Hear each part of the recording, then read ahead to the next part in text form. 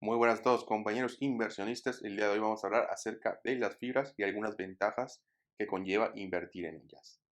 Bueno, en términos sencillos y de la manera más simple que se me ocurre, vamos a explicar qué es una fibra, ¿ok? Imaginemos que tú ves una propiedad, tal vez una casa, y la quieres comprar para arreglarla y rentarla, lo cual te va a dar un ingreso mensual, etcétera, ¿no? Sin embargo, no cuentas con el dinero suficiente para comprar la casa. Entonces, ¿qué puedes hacer? Bueno, pues juntas un grupo de amigos, cada quien pone una parte del capital y se dividen las ganancias que genere esta propiedad. Ahora podemos ir un paso más adelante y decir, bueno, en vez si ya podemos juntar aún más dinero y en vez de comprar solo una propiedad, compramos tres propiedades y diversificamos el riesgo. Seguimos teniendo cada quien su participación y cada quien recibe sus ganancias de acuerdo a su participación. Esa es una opción. Pero luego podemos ir un paso inclusive más adelante y decimos, bueno, ¿por qué no? Compramos cuatro casas o cinco, o las que sean, ya diversificamos el riesgo y además de eso, le pagamos a alguien que sea experto en bienes raíces para que sepa si es un buen precio, a qué precio comprar y para que nos maneje las rentas, para que no tengamos que ir nosotros, para que nos vea el mantenimiento de las casas en caso que sea necesario y le pagamos una comisión. Bueno, esto que acabamos de mencionar es exactamente lo que son las fibras, ¿no? Por mediante de CFBIs, certificados financieros bursátiles, lo único que son el equivalente a las acciones es básicamente lo mismo, es la manera que tenemos en participar en este tipo de sociedades, donde un grupo inversionista le paga a un asesor, el cual administra las propiedades, compra, desarrolla y renta. Y obviamente, pues, ve los mantenimientos que sean necesarios, etcétera.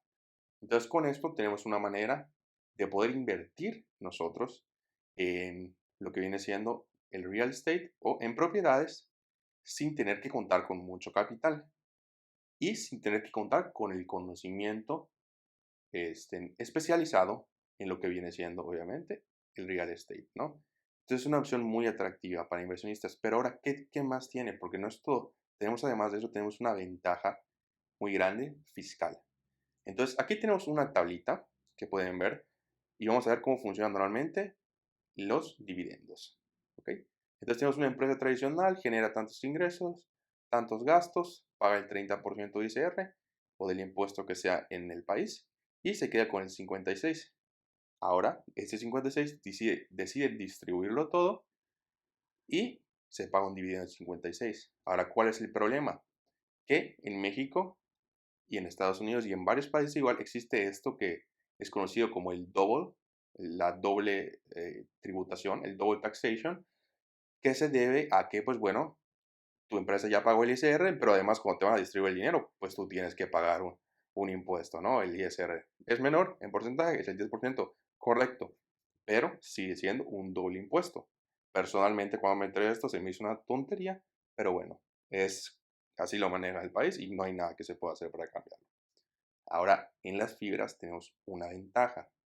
¿Cómo funciona? Funciona diferente. Fíjense, aquí generan los gastos y no pagan impuestos. Tienen 80 de utilidad y una vez que tú recibes el dividendo, esos 80 pesos, a ti te cobran el DSR, ¿ok? El 30%. Entonces, ¿cuál es la ventaja? Claro, que no hay esta doble tributación. No tienes que pagar impuestos sobre tu utilidad y después sobre el dividendo, solo se paga sobre el dividendo. Y dices, bueno, está buenísimo esto. Entonces, si yo como empresa, pues soy una fibra y no pago nada y retengo todas las utilidades, pues no pago impuestos. Falso. ¿Por qué? Porque hay una desventaja o una condición. Las fibras están obligadas legalmente a pagar al menos el 95% de sus ingresos, o sea, perdón, de sus utilidades.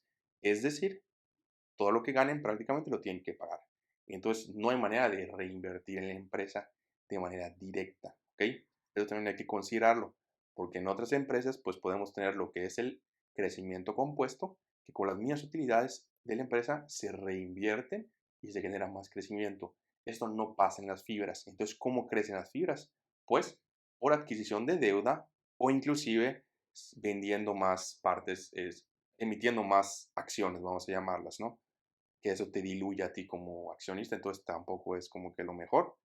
Pero bueno, ahí en el siguiente capítulo, cuando veamos, les quiero mostrar un análisis específico de una fibra que se me hace muy interesante como oportunidad de inversión, pues les explico más a detalle en cómo funciona el crecimiento de las fibras, porque pues están un poco limitadas y qué es lo que pasa cuando se hace mal, porque en este caso se hizo mal y obviamente había una pérdida bastante significativa para los que invirtieron al inicio de estas fibras, ¿no?